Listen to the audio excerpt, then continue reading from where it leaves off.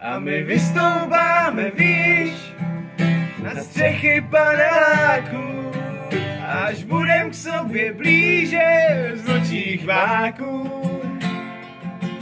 Ti složím tóny hlas a do odkrytých písmen můžem pomalu se vrást nejistým krokem nad propast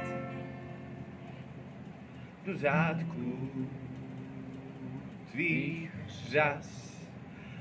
Ti pozpátku napíšu ze vzkaz do všech tvých částí, do peřin, pak vesmír vejde vesmír a my vystoupáme výš na střechy paneláků, až budem k sobě blíže z vlčích váků. Ti složím tóny hlas a do odkrytých písmen můžu pomalu se krást nejistým krokem nad propast.